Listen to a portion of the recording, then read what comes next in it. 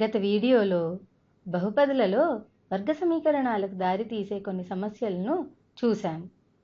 ఈ వీడియోలో అలాంటి వాటినే ఒక లెక్కతో ప్రారంభిద్దాం. ఒక దీర్ఘచతురస్రాకారపు గది వైశాల్యం 80 చదరపు మీటర్లు మరియు గది పొడవు వెడల్పులను 2 మీటర్లు పెంచిన వైశాల్యంలో 40 చదరపు మీటర్లు పెరుగుదల ఉంది. గది కొలతలను కనుగొనుము. ఇది మనకి ఇచ్చిన లెక్క. ఇప్పుడు ఈ లెక్కని సాధిద్దాము. దీర్ఘచతురస్రాకారపు గది వైశాల్యం A = 80 చదరపు మీటర్లు అని ఇచ్చారు కదా. గది యొక్క పొడవును L = x అనుకుందాము. అలాగే వెడల్పు B = y అనుకుందాము. అప్పుడు L × B అంటే దాని వైశాల్యం ఏమవుతుంది? x × y అవుతుంది. x × y = 80 అవుతుంది. దీన్ని మొదటి ఈక్వేషన్గా తీసుకుందాం. అయితే పొడవు మరియు వెడల్పును 2 మీటర్లు పొడిగించారు. కావున అవి x+2 మరియు y+2 అవుతాయి. అయితే వైశాల్యం ఎంత పెరిగిందని లెక్కలో ఇచ్చారు? 40 చదరపు మీటర్లు కదా. అంటే x+2 మరియు y+2లు పొడవు మరియు వెడల్పు అయితే వైశాల్యం 40 + 80 = 120 చదరపు మీటర్లు అవుతుంది. కావున x+2 × y+2 = 120. దీన్ని రెండవ ఈక్వేషన్గా తీసుకుందాము. ఈ రెండవ ఈక్వేషన్ను సూక్ష్మీకరిద్దాము. మొదట x ఉంది కదా, xతో yని మల్టిప్లై చేస్తే xy వస్తుంది. Plus 2 × y 2y plus 2 × x 2x plus 4 = 120.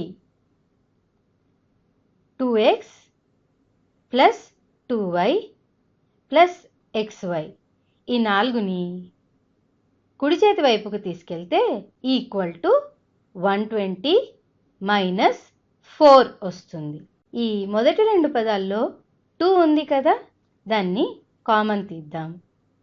2 × x plus y plus xy = 120 - 4. 120 - 4 విలువ ఎంత? 116 కదా, = 116. ఇది రెండవ ఈక్వేషన్. కానీ x × y = 80 అని మొదటి ఈక్వేషన్ నుండి తెలుసు కదా. దాన్ని ఈ ఈక్వేషన్ 2లో ప్రతిక్షేపిద్దాం. అంటే xy బదులు 80ని రాద్దాం. 2 × x ప్లస్ y ప్లస్ 80 = 116 వస్తుంది. ఈ 80ని కుడి చేతి వైపుకు తీసుకెళ్దాం. 2 × x ప్లస్ y = 116 - 80.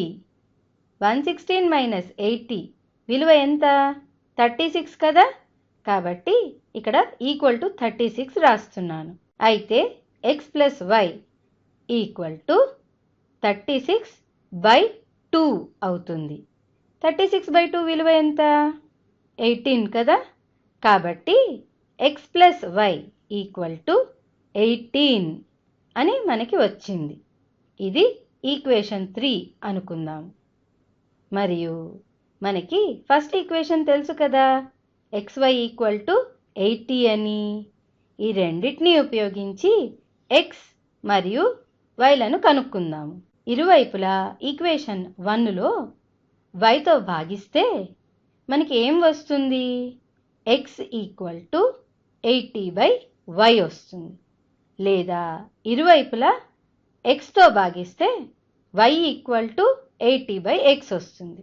మనము y = 80/xని తీసుకుందాము. దీన్ని ఈక్వేషన్ 3లో ప్రతిక్షేపిద్దాము. మనకి x ప్లస్ 80/x = 18 వస్తుంది. xని డినామినేటర్లో తీసుకుంటే మొత్తానికి అప్పుడు x into x square plus 80/x is equal to 18 వస్తుంది. xతో ఇరువైపులా గుణిస్తే ఏం వస్తుంది? x square plus 80 is equal to 18x వస్తుంది. x square minus 18x plus 80 equal to 0. ఈ వర్గ సమీకరణం మనకి వచ్చింది. దీన్ని కారణాంకాలుగా విడగొడదాము. x square minus 10x minus 8x plus 80 equal to 0. ఈ ముందు రెండు పదాల్లో xని కామన్ తీస్తే x ఇంటూ x మైనస్ 10, అలాగే ఈ చివరి రెండు పదాల్లో -8ని కామన్ తీస్తే -8 into x minus 10 is equal to 0 వచ్చింది.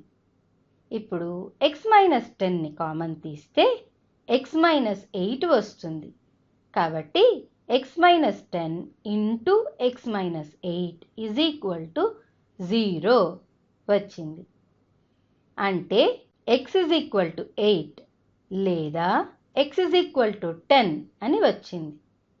ఒకవేళ x ఈజ్ ఈక్వల్ టు 8ని తీసుకుంటే ఈక్వేషన్ 1 నుండి y విలువ ఎంత వస్తుంది?